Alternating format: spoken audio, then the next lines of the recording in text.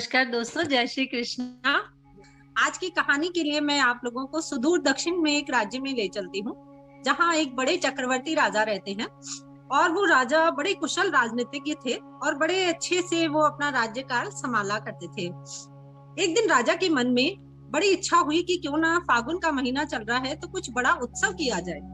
और राजा ने आस पड़ोस के देश के राजकुमारों को, राजाओं को आमंत्रित किया, राजनर्तकी को आमंत्रित किया कि पूरी रात उत्सव चलेगा और आप सभी लोग आमंत्रित हैं। जब उत्सव का पूरा माहौल हो गया, राजा आकर बैठ गए, राजनर्तकी को बुलाया गया, पूरी रात उत्सव चलने वाला था। एक सन्यासी वहां आए चलते हुए, तो राजा ने उन्हें एक कंबल भेंट किया और उन्हें एक उचित आसन दिया। सन्यासी भी वहां विराजमान हो गए। राजा ने अपने राजगुरु को बहुत सारी स्वर्ण मुद्राएं दे दी कि जब ये नर्तकी नृत्य करेगी तो योग्यता के अनुसार आप उन्हें जरूर से ये सम्मान दीजिएगा। उत्सव शुरू हुआ, आधी रात बीत गई। राजनर्तकी ने बहुत अच्छा नृत्य किया, पर राजगुरु ने एक भी स्वर्ण मुद्रा उसको नहीं दी और पूरा राज्य देखता रहा। अब जो तबले वाले, सारंगी वाले थे, वो सब उदास हो गए, क्योंकि एप्रिसिएशन जब नहीं मिलता तो मन को कहीं ना कहीं खटकता है। नर्तकी को लगा कि कुछ तो माहौल बिगड़ने वाला है। 3 पहर तो बीत चुके हैं, अब रात्रि का चौथा प्रहर शुरू होने जा रहा है। तो राजनर्तकी ने एक छोटा सा मुहावरा कहा, बहु बीती थोड़ी रही, पल पल गई बिताए, एक पलक के कार ने क्यों कलंक लग जाए। जैसे ही तबले वाले ने और सारंगी वाले ने सुना तो वो बिल्कुल व्यवस्थित होकर बैठ गए और अच्छे से बजाने लगे। उनको लगा कि कहीं राजा नाराज ना हो जाए, अब तो बड़ा थोड़ा सा समय बचा है। और जैसे ही सन्यासी ने ये सुना, उसने अपना कंबल उतारा और कंबल उतारकर उस नर्तकी को दे दिया। राजनर्तकी ने दोबारा दोहा पढ़ा, बहु बीती थोड़ी रही, पल पल गई बिताए, एक पलक के कार ने क्यों कलंक लग जाए। जैसे ही राजगुरु ने सुना, उसने सारी स्वर्ण मुद्राएं एक साथ ही राजनर्तकी को दे दी। राजकुमारी उठी, उसने अपने गले का स्वर्ण हार राजनर्तकी को दे दिया। राजकुमार उठा, उसने अपने गले में पहनी हुई बहुमूल्य मोतियों की माला उस नर्तकी को दे दी। राजा बड़ा अचंभित हो गया। उसने बोला कि नर्तकी रुको, एक नृत्य के एक दोहे से तुमने पूरा राजपाट लूट लोगी क्या। तो साधु अचानक खड़ा हुआ और राजा से बोला कि राजन, इस नर्तकी को कुछ ना कहिए, आज से ये मेरी गुरु है। और जाकर नर्तकी के चरण पकड़ लिए। राजा बड़ा अचंभित था, बोले ऐसा क्या हो गया।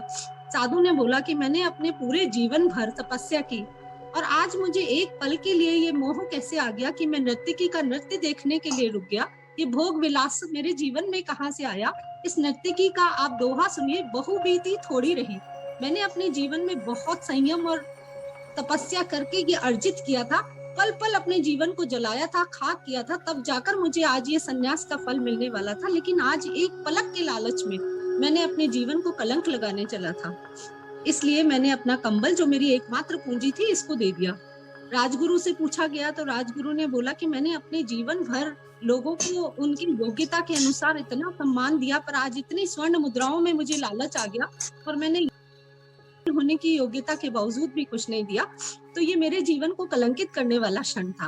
राजकुमारी ने बोला, पिताजी मैं इतनी बड़ी हो गई पर आप मेरा विवाह नहीं कर रहे थे, तो आज रात मैं आपके महावत के साथ भागकर आपको कलंकित करने वाली थी, पर इस राजनर्तकी ने मुझे बताया कि तेरा आज नहीं तो कल तेरा विवाह हो ही जाएगा, क्यों अपने वंश को कलंक लगाती है। राजकुमार उठा, उसने कहा, पिताजी मुझे क्षमा करिए, आप मुझे बुजुर्ग होने के बाद भी राज सिंहासन का उत्तराधिकारी घोषित नहीं कर रहे थे, तो आज मैं सेनापति के साथ मिलकर आपको मारने वाला था। इसकी राजनर्तकी के दोहे ने मुझे सिखाया कि आज नहीं तो कल मुझे राज्य मिल ही जाएगा और मैं आपको मारकर अपने आप को कलंकित क्यों करूं। अपने राजा की आंखें खुल गई। उसने राजकुमारी से कहा कि स्वयंवर में बहुत सारे योग्य राजकुमार आए हुए हैं, तुम उसमें से किसी को अपना पति चुन लो। अपना मुकुट उतार कर राजकुमार को पहना दिया और राजगुरु से बोले कि चलो अब आपका और हमारा यहाँ पे कोई काम नहीं है, अब अपन सन्यासी के साथ जंगल में जाएंगे और तपस्या करेंगे। जब ये सारी कहानी उस नर्तकी ने देखी तो नर्तकी ने कहा कि एक दोहे से जब इतनी जिंदगियां बदल जाती हैं तो मेरे लिए ये दोहा बहुत जरूरी है। आज से मैं भगवान की भक्ति के लिए, ईश्वर को प्रसन्न करने के लिए नृत्य और गीत गाया करूंगी। आज से मैं भी ये सब छोड़ देती हूँ।